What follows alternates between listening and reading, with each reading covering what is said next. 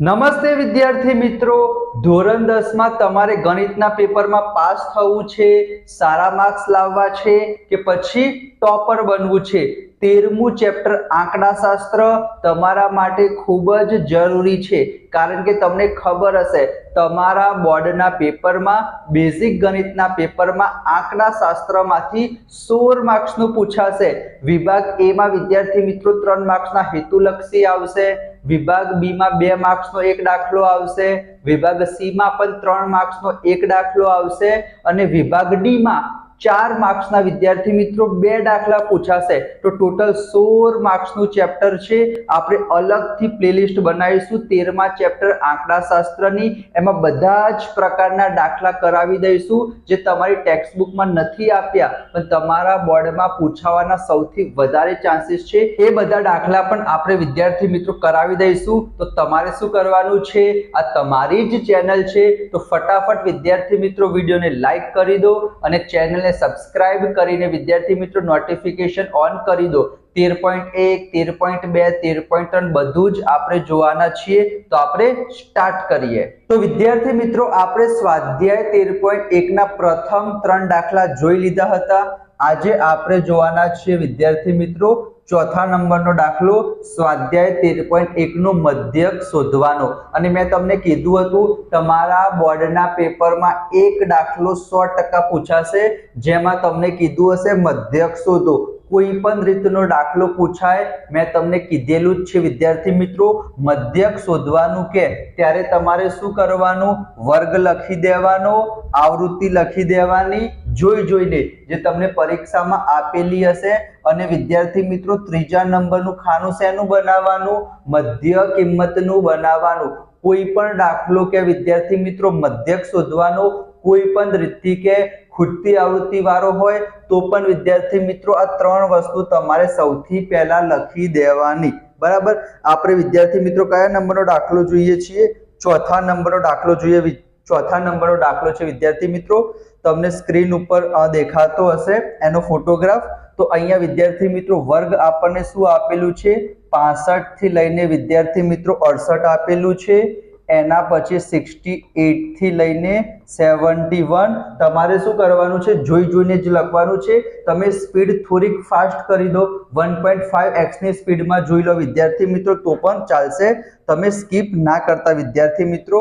એના પછી છે 71 થી લઈને વિદ્યાર્થી મિત્રો 74 છે। એના પછી 74 થી 77, એના પછી છે 77 થી 80 છે અને એના પછી હજી 2 આપેલા છે 80 થી 83 અને 83 થી લઈને વિદ્યાર્થી મિત્રો 86। તમને વર્ગ આપેલો હશે એ તમારે જોઈને લખી દેવાનું છે। એના બાજુમાં તમને ફ્રીક્વન્સી એટલે કે આવૃત્તિ પણ આપેલી હશે, એ પણ આપણે જોઈને લખી દઈએ વિદ્યાર્થી મિત્રો। 2, એના પછી આપેલું છે 4, એના પછી 3, એના પછી 8, એના પછી 7, એના પછી આપેલા છે આપણને 4 અને લાસ્ટમાં શું આપેલા છે વિદ્યાર્થી મિત્રો 2 આપેલા છે। હવે આપણે શું શોધવાનું છે, મધ્યક શોધવાનો છે।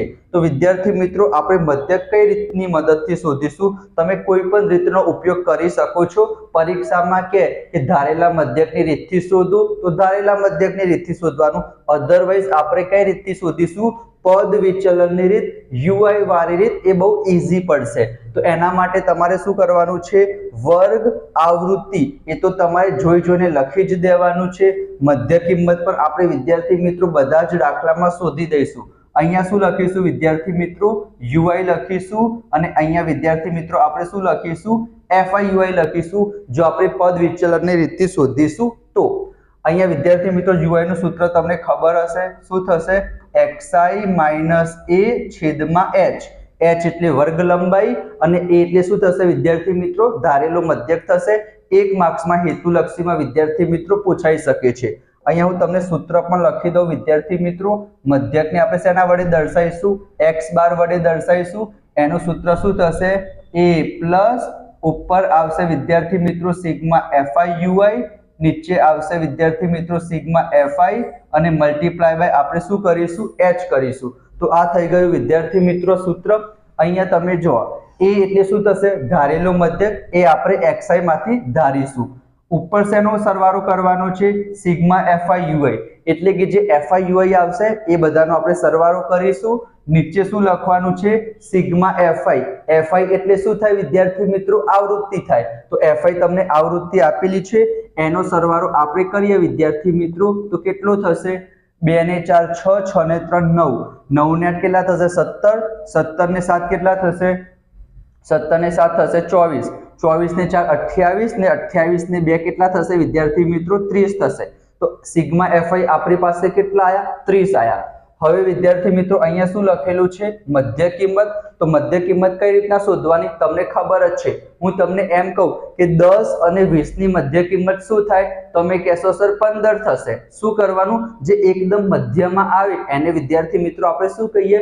મધ્ય કિંમત કહીએ. તો 10 અને 20 ની વચ્ચે 15 આવશે. એકચ્યુઅલી આપણે શું કર્યું? બંનેનો સરવાળો કર્યો.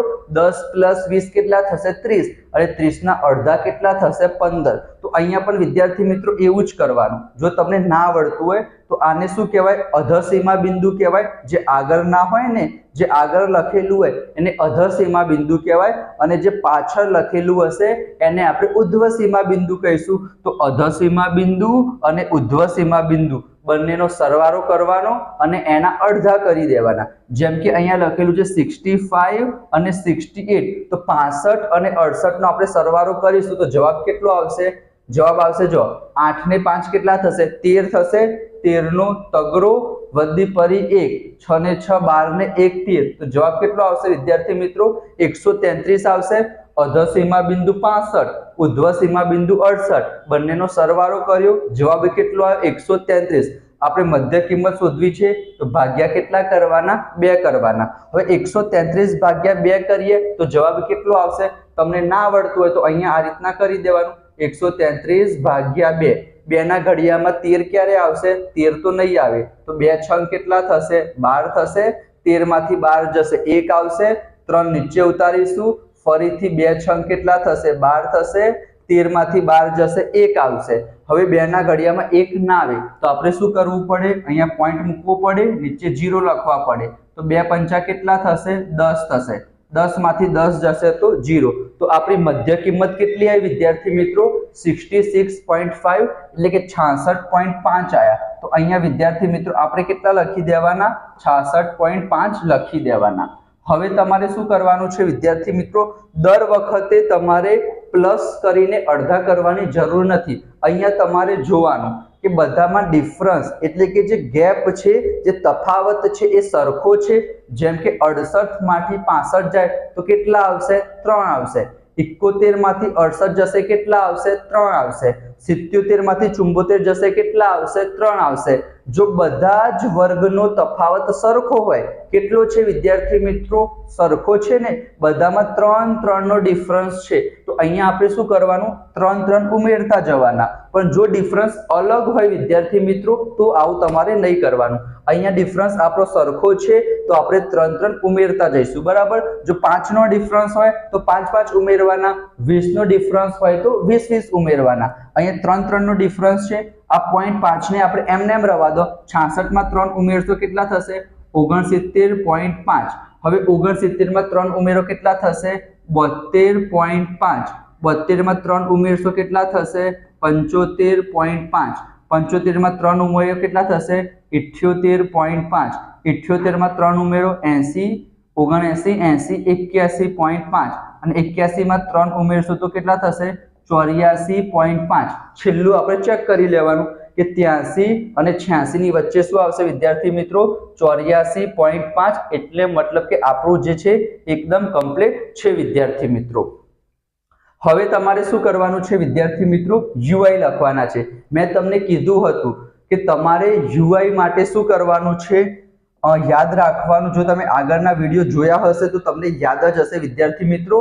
આપણે xi માંથી કોઈ પણ જે કિંમત હશે એને એ સપોઝ કરવાની છે, એ ધારવાનું છે. મેં તમને કીધું હતું કે એ આપણે કોને ધારીશું વિદ્યાર્થી મિત્રો? જે સૌથી ઉપરની કિંમત હશે ને એને વિદ્યાર્થી મિત્રો આપણે એ ધારીશું. તમે કોઈ પણ કિંમતની એ ધારી શકશો, પણ આપણે ઈઝી પડે એના માટે કોને એ ધારીશું? સૌથી ઉપરની કિંમતને એ ધારીશું. કારણ કે જો આપણે સૌથી ઉપરની કિંમતને એ ધારીશું તો એની સામે શું લખવાનું હોય, 0 લખવાનું હોય, નીચે શું કરવાનું હોય, પ્લસ, ઉપર શું કરવાનું હોય, માઇનસ. જો તમે 75.5 72.5 એ લોકોને એ સપોઝ કરશો તો સામે 0 લખવા પડશે, ઉપર માઇનસ લખવું પડશે, તો માઇનસમાં ગુણાકાર કરતી વખતે પ્રોબ્લેમ થઈ શકે છે. એના માટે શું કરવાનું, જ્યારે પણ મધ્યકનો દાખલો આવે, નોર્મલ મધ્યક શોધવાનો દાખલો આવે, ત્યારે જે સૌથી ઉપર હશે xi માં એને જ આપણે શું ધારીશું વિદ્યાર્થી મિત્રો, એ ધારીશું. હવે શું કરવાનું છે, નીચે આપણે લખતા જઈએ, 1 2 3 4 5 6.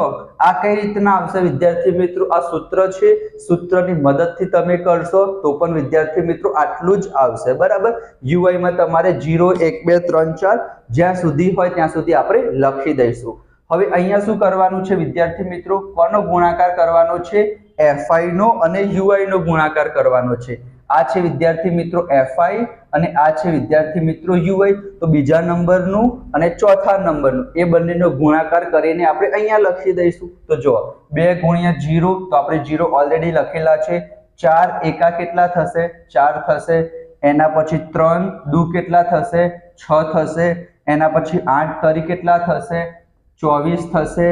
એના પછી 7 ચોગ કેટલા થશે, 28 થશે. એના પછી 4 પંચા કેટલા થશે, 20 થશે. અને છેલ્લે 2 છંગ કેટલા થશે, 12 થશે. ખબર ના પડે તો અહીંયા વિદ્યાર્થી મિત્રો આ રીતના આપણે 0 લખી દઈશું. હવે શું કરવાનું છે વિદ્યાર્થી મિત્રો, આ બધાનો સરવાળો કરવાનો છે. તો આ બધાનો સરવાળો કરીએ એને આપણે શું કહીશું, સિગ્મા fi ui. ચલો સરવાળો પહેલા આ બાજુથી કરીએ. 4 ને 6 કેટલા થશે, 10. 10 ને 4 કેટલા થશે, 14. 14 ને 8 કેટલા થશે, 14 માં 8 ઉમેરીએ તો 22 થશે ને. 14 માં 6 ઉમેરીએ તો 20 ને 22.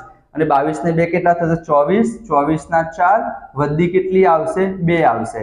તો 2 ને 2 4, 4 ને 2 6, 6 ને 2 8, 8 ને 1 9. તો જવાબ કેટલો આવ્યો વિદ્યાર્થી મિત્રો, 94 એટલે કે 94 આવ્યો. તમે વચ્ચે એ ધારશો તો આ પણ તમારો જવાબ મતલબ કે બીજો કંઈક આવશે, બરાબર. આન્સર તો સાચો જ આવશે પણ સિગ્મા fi ui ચેન્જ થઈ શકે છે, મતલબ ચેન્જ જ થશે. હવે જો વિદ્યાર્થી મિત્રો આ સૂત્ર છે, x બાર બરાબર a plus sigma fi ui upon sigma fi into h. આ બધી કિંમત આપણે મૂકી દેવાની છે. એ આપણે કેટલા સપોઝ કર્યા હતા, મતલબ કેટલા સપોઝ કર્યા છે, 66.5. સિગ્મા fi ui કેટલા આવ્યા વિદ્યાર્થી મિત્રો, 94 એટલે કે 94. સિગ્મા fi કેટલા છે વિદ્યાર્થી મિત્રો, 30.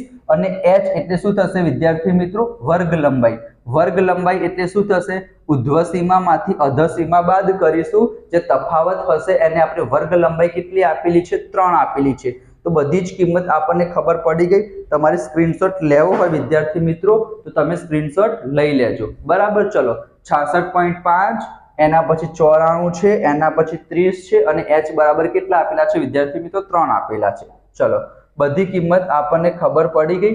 હવે આપણે શું કરીએ, કિંમત મૂકીએ. ચલો સૂત્ર શું હતું, સૂત્ર તમને ખબર જ હશે વિદ્યાર્થી મિત્રો. આપણું સૂત્ર શું હતું, x બાર બરાબર a plus sigma fi ui upon sigma fi multiply by h. હવે શું કરવાનું છે વિદ્યાર્થી મિત્રો, તમારું પ્રેઝન્ટેશન બહુ જ મસ્ત હોવું જોઈએ. બરાબરના નીચે જ આપણે બરાબર કરીશું. એ આપણે કેટલા સપોઝ કર્યા હતા, 66.5. તો આપણે 66.5 લખી દીધા. પ્લસ છે તો પ્લસ કરીશું. સિગ્મા fi ui નો સરવાળો કેટલો થયો હતો વિદ્યાર્થી મિત્રો, 94 એટલે કે 94. સિગ્મા fi જે બીજા નંબરની લાઈન હતી એનો સરવાળો કેટલો થયો હતો, 30 થયો હતો. અને h વર્ગ લંબાઈ કેટલી હતી વિદ્યાર્થી મિત્રો, 3 હતી. હવે અહીંયા વિદ્યાર્થી મિત્રો કટ થાય છે તો કરવાનું. 3 કેટલા થશે વિદ્યાર્થી મિત્રો, 10 તરી 30 થશે. તો 10 અહીંયા લખી દઈશું. એના પછી વિદ્યાર્થી મિત્રો આ 66.5 એમ ના એમ, આ પ્લસ એમ ના એમ. અહીંયા શું હતું વિદ્યાર્થી મિત્રો, 94 ભાગ્યા 10.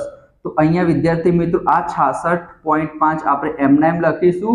અને અહીંયા વિદ્યાર્થી મિત્રો 10 છે તો આપણે 1 પોઈન્ટ કટ કરી દઈએ તો જવાબ કેટલો આવશે, 9.4 આવશે. આ તો તમને આવડતું જ હશે વિદ્યાર્થી મિત્રો. હવે બંનેનો આપણે સરવાળો કરી દઈએ. તો અહીંયા હું સરવાળો કરું કે 66.5. પોઈન્ટના નીચે શું કરવાનો વિદ્યાર્થી મિત્રો, પોઈન્ટ કરવાનો. પોઈન્ટના આગળ કેટલા લખેલા છે 9 અને પોઈન્ટના પછી કેટલા લખેલા છે 4. અહીંયા કંઈ ના હોય તો 0 લખી દઈએ. 5 ને 4 9, પોઈન્ટના નીચે પોઈન્ટ, 9 ને 6 કેટલા થશે 15 થશે, 15 નો 5 રો વધી પર 1, 6 ને 1 કેટલા થશે 7 થશે. તો આપણો ફાઇનલ જવાબ શું આવશે વિદ્યાર્થી મિત્રો 75.9. આ શું આવ્યું આપણને મધ્યક મળી ગયું. તમે કોઈ પણ રીતથી કરશો, તમે એ કોઈ પણ જગ્યાએ ધારશો, તમારો ફાઇનલ આન્સર કેટલો આવશે વિદ્યાર્થી મિત્રો 75.9 આવશે. તમારે સરસ મજાનું બોક્સ બનાવી દેવાનું, સ્ક્રીનશોટ વિદ્યાર્થી મિત્રો તમે લઈ લેજો. આના સિવાય આપણે બધા જ વિડીયો અપલોડ કરીશું, ફક્ત ને ફક્ત 13મા ચેપ્ટરના જ નહીં, પહેલું ચેપ્ટર થી લઈને 14મું ચેપ્ટર, પ્રેક્ટિસ વર્ક, બધી જ વસ્તુ હું તમને પ્રોવાઈડ કરીશ એકદમ ફ્રી ઓફ કોસ્ટ. તો તમારી જ ચેનલ છે વિદ્યાર્થી મિત્રો, ચેનલ સબસ્ક્રાઇબ કરી દેજો. માત્ર ગણિત જ નહીં, વિજ્ઞાન છે, અંગ્રેજી છે, બધી જ વસ્તુ હું તમને પ્રોવાઈડ કરીશ. તો બે હાથ જોડીને નમ્ર વિનંતી કરીશ કે વિડીયોને લાઈક કરજો, ચેનલને સબસ્ક્રાઇબ કરજો, દોસ્તો સાથે શેર કરજો. નોટિફિકેશન ઓન ના કર્યું હોય તો નોટિફિકેશન પણ ઓન કરી દેજો. તમારો જે કંઈ પણ ડાઉટ હોય કમેન્ટ બોક્સમાં જણાવો, હું એનો ફાઇનલ આન્સર જરૂર આપીશ વિદ્યાર્થી મિત્રો. મળીશું નેક્સ્ટ વિડીયોમાં. ત્યાં સુધી જય Shri Krishna, Radhe Krishna. Thank you so much.